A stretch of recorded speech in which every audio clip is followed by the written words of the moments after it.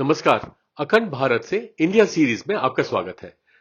इस the chronology of Indian kingdoms सतयुग से 20वीं शताब्दी सी की सीरीज में हम जानेंगे सतयुग से आज के इंडिया तक के साम्राज्यों का सफर। साथ ही हम जानेंगे इन साम्राज्यों की कुछ खास बातें और उनके समय में होने वाली कुछ महत्वपूर्ण घटनाएं और निर्माण।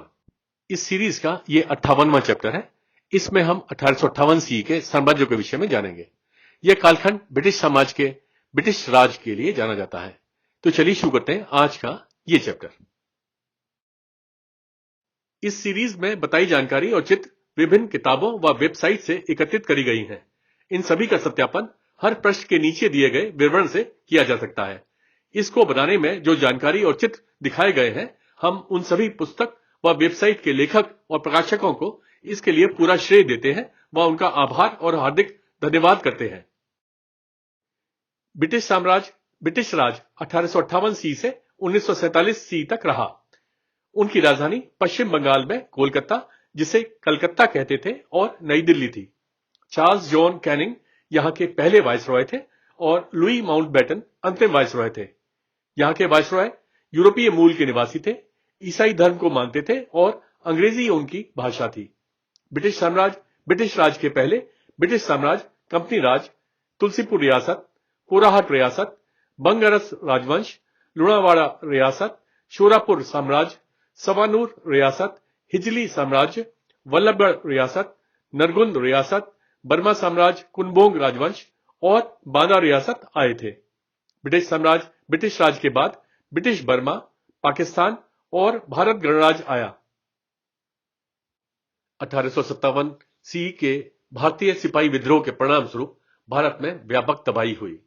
विद्रोह के बाद यूनाइटेड किंगडम की संसद ने भारत सरकार अधिनियम 1858 पारित किया। अधिनियम के प्रावधानों के तहत ब्रिटिश सरकार ने ईस्ट इंडिया कंपनी का राष्ट्रीयकरण कर दिया था। क्राउन या ब्रिटिश राजा ने उसकी भारतीय संपत्ति, प्रशासनिक शक्ति और मशीनरी और सशस्त्र बलों को अपने कब्जे में ले लिया था और 1858 सी में उनकी नौसेना और सेना अपनी सेनाओं में विलय कर ली और 1 नवंबर 1858 से इसे ब्रिटिश राज कहा गया। भारत में ईस्ट इंडिया कंपनी के शासन की समाप्ति के बाद 1858 सी में ब्रिटिश सिविल सेवा ने अपने प्रशासनिक जिम्मेदारी संभाली। 1858 सी में ब्रिटिश सेना ने झांसी राज्य की बड़ी सेना का मुकाबला किया, जिसकी कमान रानी लक्ष्मीबाई ने संभाली थी। रानी लक्ष्मीबाई एक घुड़सवार सैनिक के रूप में थी और बुरी तरह से घायल हो गई थी। वह चाहती थी कि उसके शरीर पर अंग्रेजों का कब्जा न हो, इसलिए उसने एक साधु से कहा कि उसकी मौत के बाद वह उसका शव दाह करे। उसकी इच्छा अनुसार स्थानीय लोगों ने उसके शव का अंतिम संस्कार कर दिया। ब्रिटिश राज ने 3 दिनों के बाद ग्वालियर शहर पर कब्जा कर लिया। 1861 सी में ब्रिटिश सांसद ने भारतीय परिषद अधिनियम 1861 को अधिनियमित किया, जिसने भारत की कार्यकारी परिषद को समविभाग या पोर्टफोलियो प्रणाली पर चलाने वाली कैबिनेट के रूप में कार्य करने के लिए बदल दिया। 1864 सी से 1865 सी में उन्होंने भूटान साम्राज्य के साथ द्वार युद्ध या भूटान युद्ध लड़ा और जीत हासिल की। इस प्रकार उन्होंने असम में कूच बिहार और द्वार पर कब्जा कर लिया। 1864 सी में उन्होंने एलिफेंटा गुफाओं की हाथी की मूर्ति को इंग्लैंड में स्थानांतरित करने का प्रयास किया, लेकिन इस प्रक्रिया में इसे क्षतिग्रस्त कर दिया गया और बाद में मुंबई में जीजामाता उद्यान, जिसे अब विक्टोरिया गार्डन कहते हैं या भाईखला चिड़ियाघर कहते हैं, में फिर से स्थापित कर दिया। 1868 सी में उन्होंने डेनिश भारत से निकोबार द्वीप समूह पर कब्जा कर भारत में शामिल कर लिया। 1 जनवरी को 1877 सी में उन्होंने भारत के सम्राट या महारानी के उत्तराधिकारी को चिन्हित करने के लिए दिल्ली के कोरोनेशन पार्क में पहले दिल्ली दरबार का आयोजन किया। इसे इंपीरियल दरबार भी कहा जाता है और 3 बार 1877, 1903 और 1911 सी में आयोजित किया गया था। जॉर्ज पंचम ब्रिटिश साम्राज्य के एकमात्र राजा ने इन्हें 1911 सी में इसमें भाग लिया था।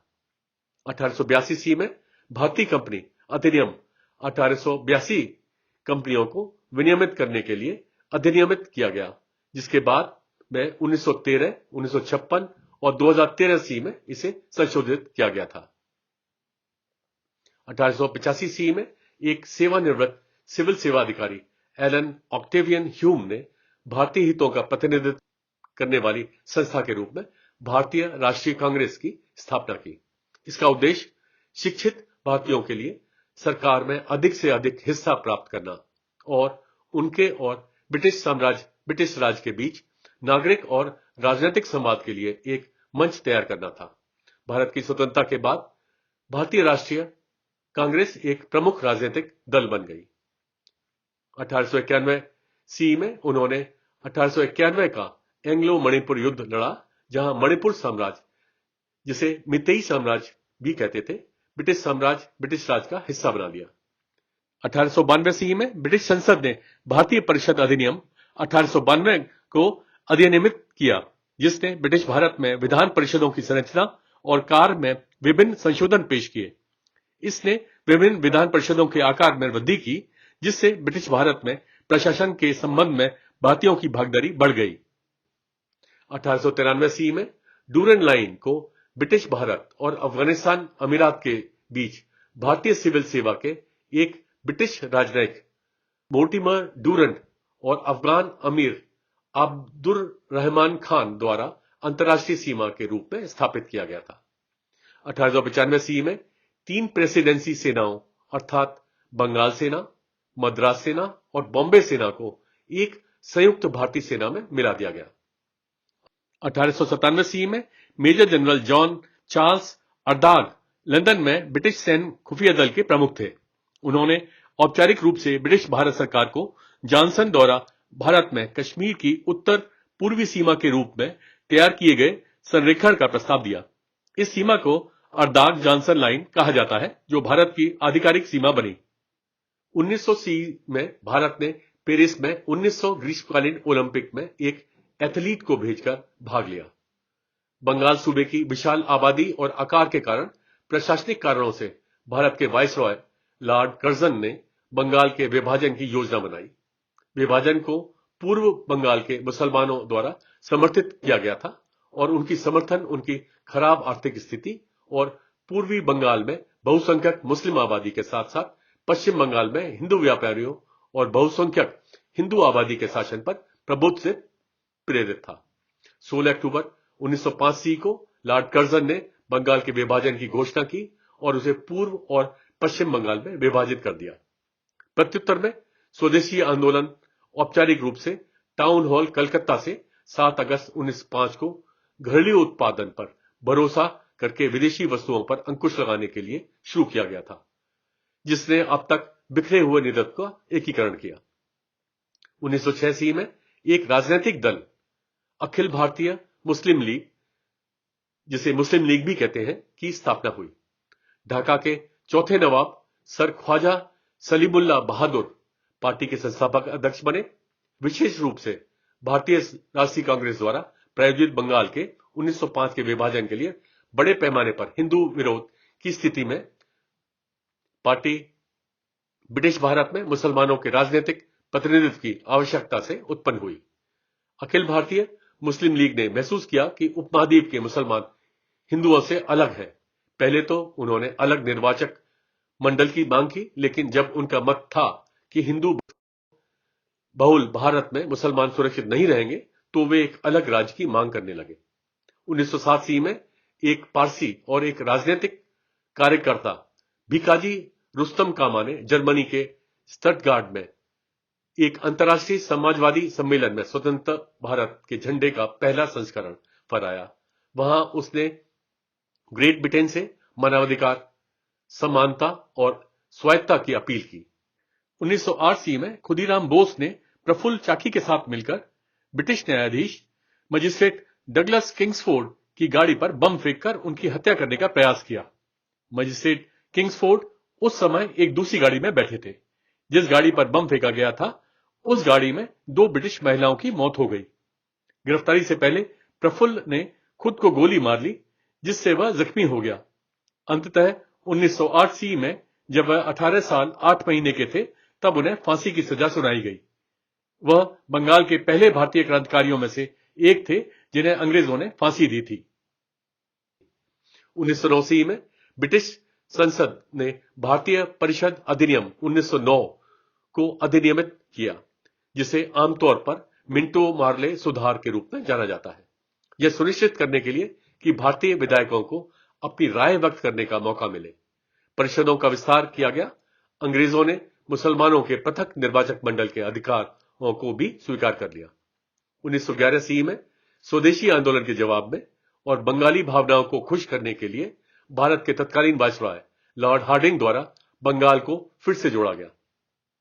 1911 ईस्वी में ब्रिटिश राज ने राजधानी शहर को कलकत्ता से दिल्ली में बदल दिया, क्योंकि दिल्ली पहले के कई साम्राज्यों की वित्तीय और राजनीतिक राजधानी थी और कलकत्ता में बढ़ते राष्ट्रवादी आंदोलन के अलावा भारत के भौगोलिक केंद्र में थी। प्रथम विश्व युद्ध में 1914 ईस्वी से 1918 ईस्वी के दौरान भारतीय सेना ने युद्ध के यूरोपीय, भूमध्यसागरीय, मध्य पूर्व और अफ्रीकी थिएटर में कई डिवीजन और स्वतंत्र ब्रिगेडों का योगदान दिया। 10 लाख से अधिक भारतीय सैनिकों ने विदेशों में सेवा की, जिनमें से कम 74,187 भारतीय सैनिक युद्ध के दौरान मारे गए। 15 जुलाई को 1913 ईस्वी में संयुक्त राज्य अमेरिका में एक भारतीय मूल के मजदूर सोहन सिंह भाकन ने एस्टोरिया, ओरेगन, संयुक्त राज्य अमेरिका में गदर पार्टी की स्थापना की। पार्टी एक अंतर्राष्ट्रीय राजनीतिक आंदोलन था, जिसमें भारत में ब्रिटिश शासन को उखाड़ फेंकने के लिए प्रवासी भारतीय शामिल थे। प्रथम विश्व युद्ध के फैलने पर 1914 ईस्वी में गदर पार्टी के कुछ सदस्य भारत की स्वतंत्रता के लिए एक सशस्त्र क्रांति को बढ़ावा देने के लिए पंजाब पहुंचे। उन्होंने भारत में हथियारों की तस्करी की और भारतीय सैनिकों को अंग्रेजों के खिलाफ विद्रोह के लिए उकसाया। परिणामी विद्रोह, जिसे अब गदर विद्रोह के रूप में जाना जाता है, को ब्रिटिश राज द्वारा कठोर रूप से दबा दिया गया था और लाहौर षड्यंत्र केस के मुकदमे के बाद 42 विद्रोहियों को मार डाला गया था। फिर भी गदर पार्टी ने 1914 से 1917 ईस्वी तक ब्रिटिश राज के खिलाफ अपनी लड़ाई जारी रखी, जिसमें ब्रिटिश साम्राज्य के विरोधी जर्मन साम्राज्य और ओटोमन या उस्मानी साम्राज्य का समर्थन उन्हें मिलता रहा।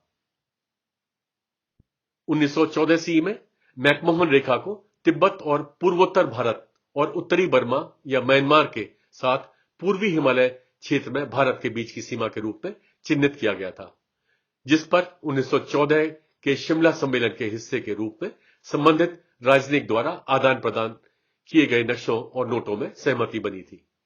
लाइन का नाम ब्रिटिश भारत के विदेशी सचिव हेनरी मैकमोहन और शिमला में सम्मेलन के मुख्य ब्रिटिश वार्ताकार के नाम पर रखा गया था। 1915 ईस्वी में मोहनदास करमचंद गांधी भारत लौट आए, जिन्होंने बाद में 1920 ईस्वी में कांग्रेस का नेतृत्व संभाला।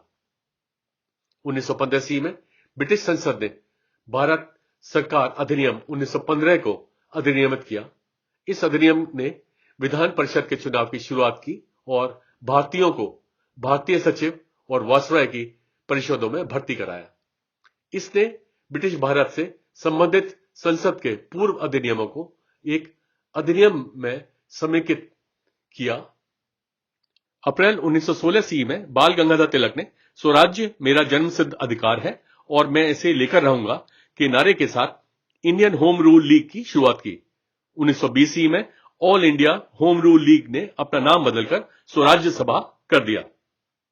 सितंबर 1916 ईस्वी में एक ब्रिटिश और आयरिश माता पिता की बेटी एनी बिसेंट, जो महिला अधिकार कार्यकर्ता थी, ने मद्रास, जिसे अब चेन्नई कहते हैं, में होम रूल लीग की शुरुआत की।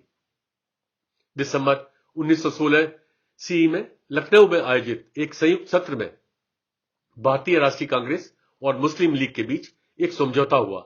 समझौते के माध्यम से दोनों पक्ष प्रांतीय विधानमंडल में धार्मिक अल्पसंख्यकों को प्रतिनिधित्व की अनुमति देने पर सहमत हुए। इस समझौते को लखनऊ समझौता कहा जाता है। 1917 ईस्वी में चंपारण सत्याग्रह, गांधी जी से प्रेरित पहला सत्याग्रह आंदोलन शुरू हुआ। यह बिहार के चंपारण में हुआ एक किसान विद्रोह था, जहां किसान न्यूनतम भुगतान के साथ जबरन अफीम उगाने के ब्रिटिश राज के आदेश का विरोध कर रहे थे। 1918 ईस्वी में खेड़ा सत्याग्रह खेड़ा गुजरात क्षेत्र में अकाल, हैजा और प्लेग की चपेट में आने और साथ ही ब्रिटिश अधिकारियों द्वारा करों में वृद्धि के बाद शुरू किया गया था। अंत में ब्रिटिश अधिकारियों ने वर्ष के लिए कर को निलंबित कर दिया और दर में वृद्धि को कम कर दिया गया। 18 मार्च 1919 ईस्वी को दिल्ली में इंपीरियल लेजिस्लेटिव काउंसिल ने 1919 का अराजक और क्रांतिकारी अपराध अधिनियम पारित किया, जिसे लोकप्रिय रूप में रॉलेट एक्ट के रूप में जाना जाता है, जिसने पुलिस को बिना किसी कारण के किसी भी व्यक्ति को गिरफ्तार करने की शक्ति प्रदान की। इस अधिनियम का उद्देश्य देश में बढ़ते राष्ट्रवादी उभार को रोकना था।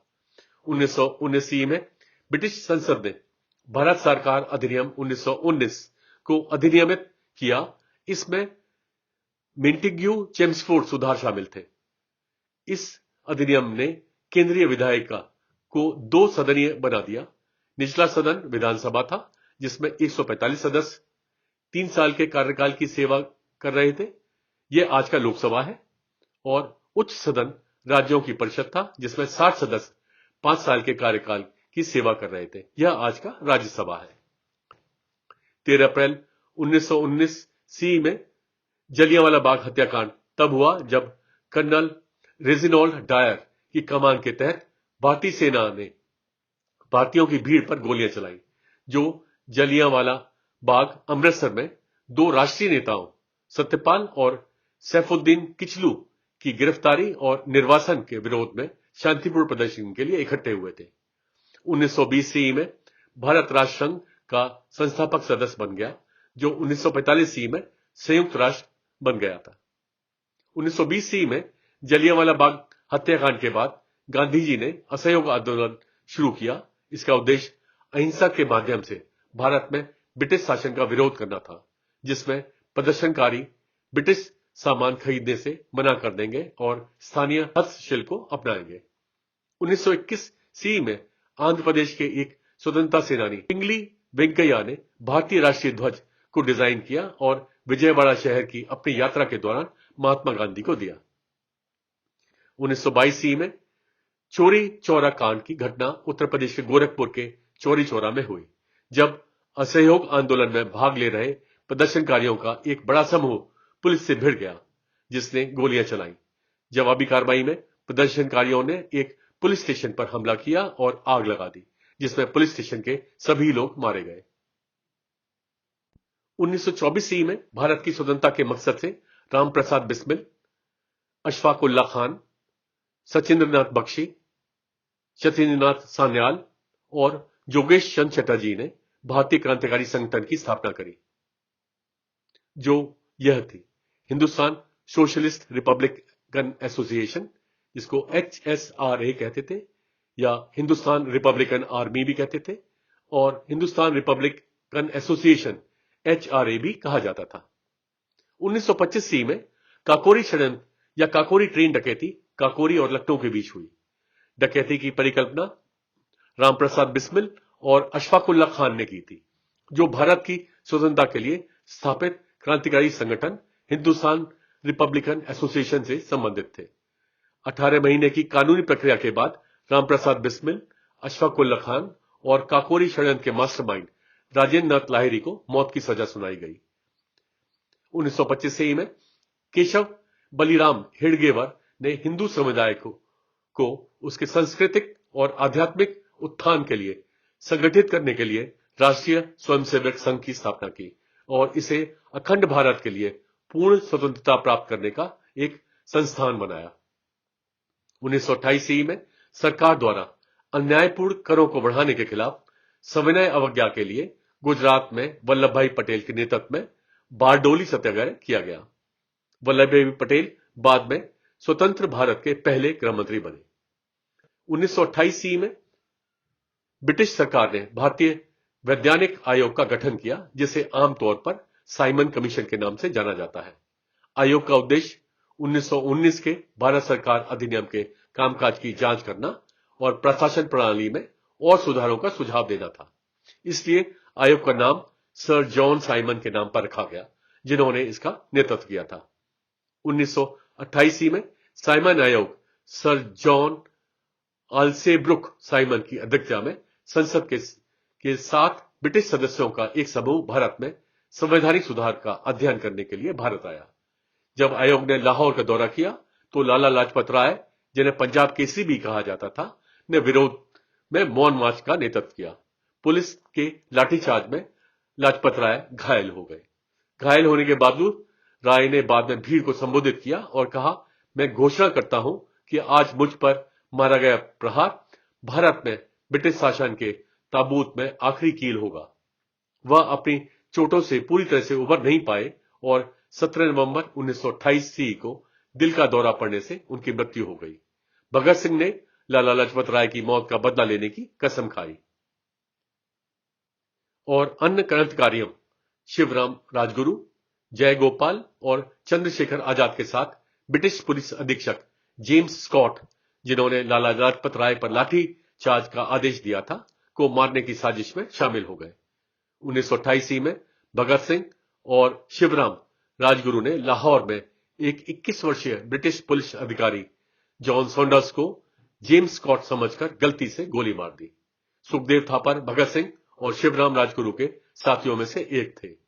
1929 में भगत सिंह और बटुकेश्वर दत्त ने दिल्ली में केंद्रीय विधानसभा के अंदर 2 तात्कालिक बम विस्फोट किए। उन्होंने विधायकों पर गैलरी से पर्चे बरसाए, नारेबाजी की और फिर अधिकारियों को उन्हें गिरफ्तार करने दिया। 1929 में पूर्ण स्वराज या भारत की स्वतंत्रता की घोषणा भारतीय राष्ट्रीय कांग्रेस द्वारा प्रख्यापित की गई थी, जिसमें कांग्रेस और भारतीय राष्ट्रवादियों को पूर्ण स्वराज के लिए लड़ने का संकल्प लिया था। 1930 में ब्रिटिश सरकार द्वारा समुद्री नमक पर उत्पादन कर लगाने के खिलाफ गांधी जी ने गुजरात के दांडी में दांडी सत्याग्रह या नमक मार्च के नाम से अहिंसक सविनय अवज्ञा शुरू करी। 1930 में भारत में संवैधानिक सुधारों पर चर्चा करने के लिए 3 गोलमेज सम्मेलनों में से पहला आयोजित किया गया था, जिसमें ब्रिटिश सरकार और भारतीय राष्ट्रीय कांग्रेस भागीदार थी। 14 फरवरी 1931 में भगत सिंह, शिवराम राजगुरु और सुखदेव थापर को जॉन सॉन्डर्स की हत्या के दोषी ठहराए जाने के बाद अदालत में मौत की सजा के बाद फांसी दी गई थी। 1931 में चंद्रशेखर आजाद ने पुलिस से घिरे होने के बाद में आत्महत्या कर ली थी। 1932 में ब्रिटिश भारत के विधानमंडल में चुनावी सीट के आरक्षण के लिए पूना पैक्ट, जिसे पूना समझौता भी कहते हैं, हुआ। इस समझौते पर महात्मा गांधी ने उच्च वर्ग की ओर से और भीमराव रामजी अंबेडकर ने दलित और शोषित वर्ग की ओर से हस्ताक्षर किए। समझौते के अनुसार 148 चुनावी सीटों को दलितों और दलित और शोषित वर्ग के लिए आरक्षित किया गया था। 1935 में भारत सरकार अधिनियम 1935 यूनाइटेड किंगडम की संसद में पारित किया गया। अधिनियम ने भारत की सरकार में एक संघीय स्वरूप की शुरुआत की। भारत सरकार अधिनियम 1935 के अनुसार 1937 में 11 प्रांतों में प्रांतीय चुनाव हुए। ये 11 प्रांत थे: मद्रास, मध्य प्रांत या सेंट्रल प्रांत, बिहार, उड़ीसा, संयुक्त प्रांत या united province, Bombay presidency, Assam, उत्तर पश्चिम सीमांत प्रांत या MWFP, बंगाल, पंजाब और सिंध। इन चुनावों में भारतीय राष्ट्रीय कांग्रेस 8 प्रांतों में विजेता बनी, जबकि सिंध यूनाइटेड पार्टी ने सिंध में और यूनियनिस्ट पार्टी ने पंजाब में जीत हासिल की, जबकि असम में उन्होंने असम वैली पार्टी के साथ गठबंधन की सरकार बनाई। 1937 में उन्होंने बर्मा प्रांत को ब्रिटिश भारत से अलग कर दिया। 1939 से 1945 तक चले द्वितीय विश्व युद्ध के दौरान 87,000 से अधिक भारतीय सैनिक और 30 लाख नागरिक मारे गए। भारतीय सैनिक यूरोप में जर्मनी के खिलाफ, उत्तरी अफ्रीका में जर्मनी और इटली के खिलाफ, दक्षिण एशिया क्षेत्र में जापानियों के खिलाफ और बर्मा में जापानियों से लड़े। अगस्त 1945 में जापानी आत्मसमर्पण के बाद भारतीयों ने सिंगापुर और हांगकांग जैसे ब्रिटिश उपनिवेशों को मुक्त करने में सहायता करी।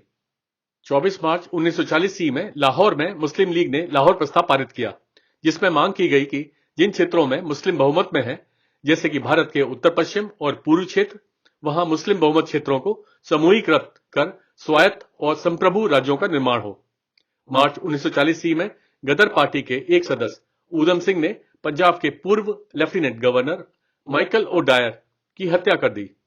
यह हत्या 1919 ईस्वी में अमृतसर में हुए जलियांवाला बाग हत्याकांड का बदला लेने के लिए की गई थी, जिसके लिए माइकल ओडायर जिम्मेदार था।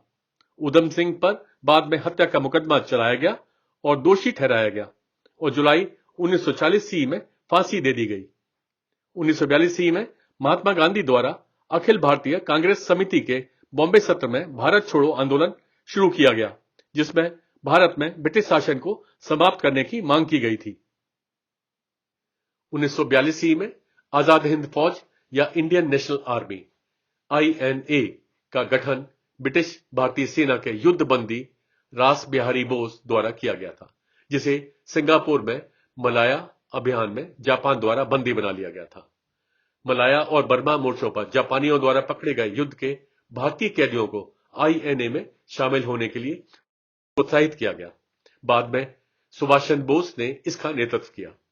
1945 ईस्वी में सुभाष चंद्र बोस जापानी कब्जे वाले चीन में सोवियत सीमा के पास डालियान के लिए रवाना हुए, ताकि आगे बढ़ते सोवियत सैनिकों से संपर्क करने का प्रयास किया जा सके। बाद में उनकी ताइवान के पास एक हवाई दुर्घटना में मृत्यु होने की सूचना मिली। नतीजतन INA सैनिकों ने MZ कियानी की कमान के तहत सिंगापुर में ब्रिटिश भारतीय सेनाओं को आत्मसमर्पण कर दिया। इन सभी सैनिकों को भारत वापस भेज दिया गया।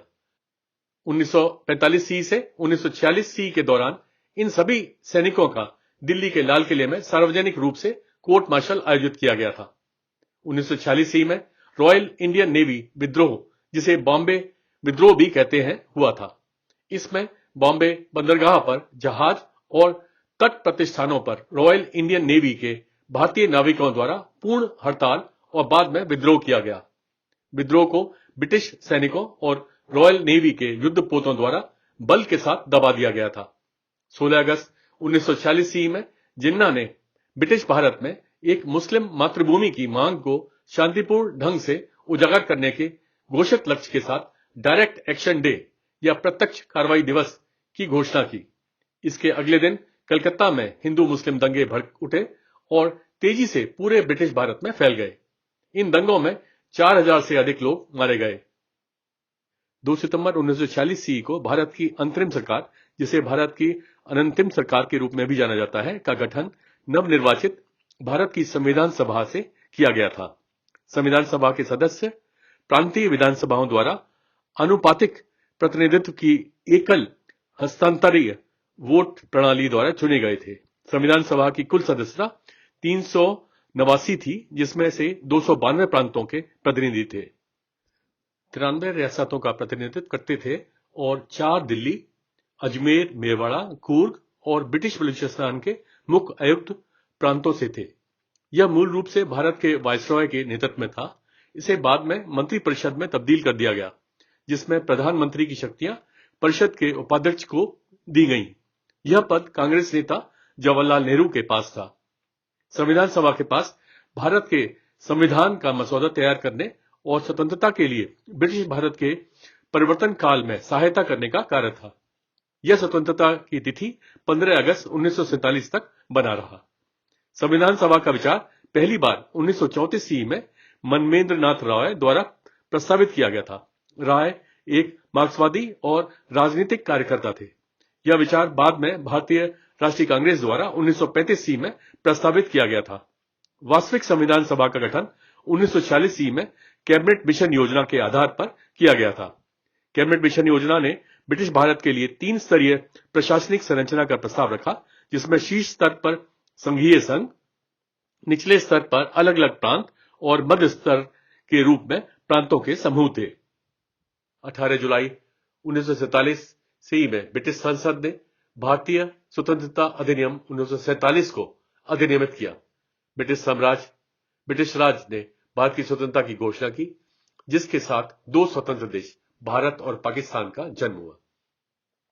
1947 में रेडक्लिफ रेखा को पंजाब प्रांत के भारतीय और पाकिस्तानी भागों और ब्रिटिश बंगाल प्रेसिडेंसी के बीच सीमांकित सीमा के रूप में चिन्हित किया गया था।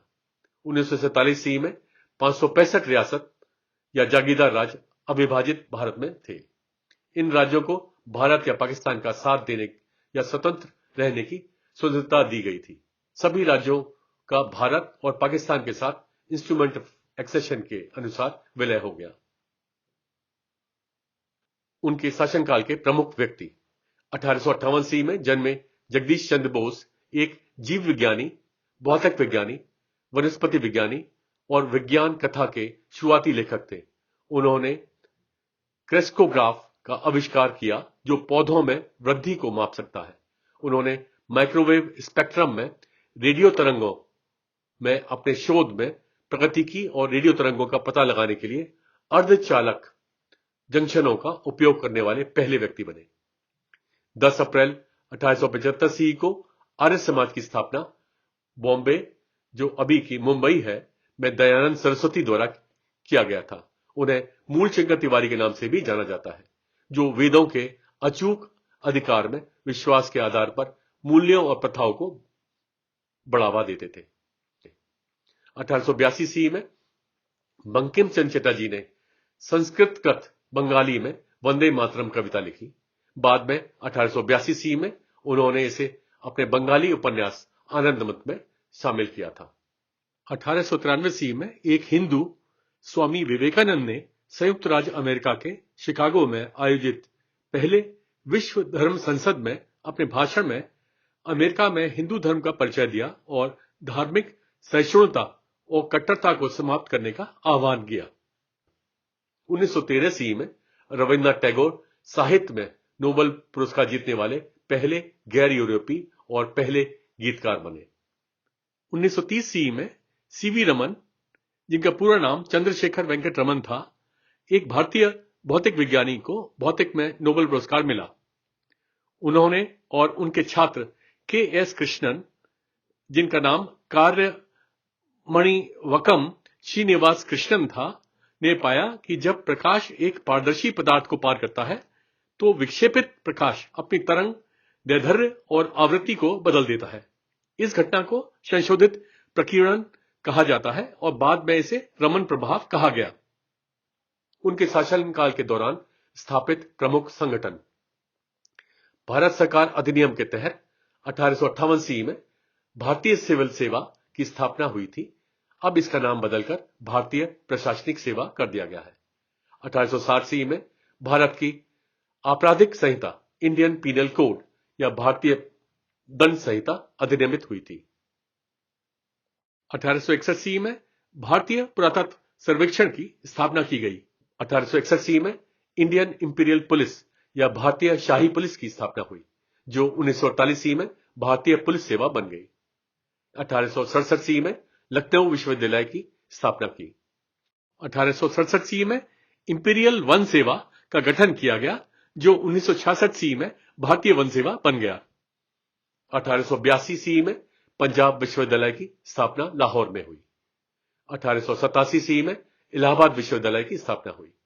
1895 ईस्वी में ब्रिटिश भारतीय सेना की स्थापना हुई, जो बाद में 1950 ईस्वी में भारतीय सेना बन गई। 1920 ईस्वी में अलीगढ़ मुस्लिम विश्वविद्यालय अधिनियमित किया गया था। अधिनियम के माध्यम से सर सैयद अहमद खान ने स्थापित Mohammedan Anglo oriental college school को भंग कर दिया गया और विश्वविद्यालय में स्थानांतरित कर दिया गया। 1922 ईस्वी में दिल्ली विश्वविद्यालय की स्थापना हुई। 1926 ईस्वी में भारत सरकार अधिनियम 1919 के परिणाम स्वरूप संघ लोक सेवा आयोग की स्थापना की गई। 1927 ईस्वी में भारतीय वन अधिनियम अधिनियमित किया गया। 1932 ईस्वी में भारतीय सैन्य अकादमी की स्थापना हुई। 1932 ईस्वी में रॉयल इंडियन एयरफोर्स की स्थापना हुई, जो बाद में 1950 ईस्वी में भारतीय वायुसेना बन गई। 1935 ईस्वी में भारतीय रिजर्व बैंक की स्थापना हुई। उनके शासनकाल के प्रमुख निर्माण: मुंबई में 1862 ईस्वी का Bombay high court, port Blair Andaman में 1906 ईस्वी का सेलुलर जेल, कोलकाता में 1921 सी का विक्टोरिया मेमोरियल, मुंबई में 1924 सी का गेटवे ऑफ इंडिया, दिल्ली में 1927 सी का संसद भवन, नई दिल्ली में 1929 सी का राष्ट्रपति भवन, नई दिल्ली में 1931 सी का इंडिया गेट, कोलकाता में 1942 सी का हावड़ा ब्रिज। उनके शासनकाल के औद्योगिक विकास, 1812 सी में श्रीरामपुर बंगाल में पहली पेपर मिल स्थापित की गई जो कागज की मांग की कमी के कारण विफल हो गई थी। 1818 सी में बंगाल के फोर्ट ग्लोस्टर में पहली कॉटन मिल की स्थापना की गई जो असफल रही। 1854 सी में पहली सफल cotton mill Bombay spinning and weaving company Mumbai में कावसजी नानाभाई दावर द्वारा स्थापित की गई थी। 1822 सी में पहला दैनिक समाचार पत्र बॉम्बे समाचार पहली बार फरदुंजी मर्जबान द्वारा गुजराती और अंग्रेजी भाषाओं में प्रकाशित किया गया था। 1855 सी में पहली जूट मिल रिशड़ा बंगाल में द एकलैंड मिल की स्थापना जॉर्ज एकलैंड और बाबू बायसुंबर सेन ने की थी।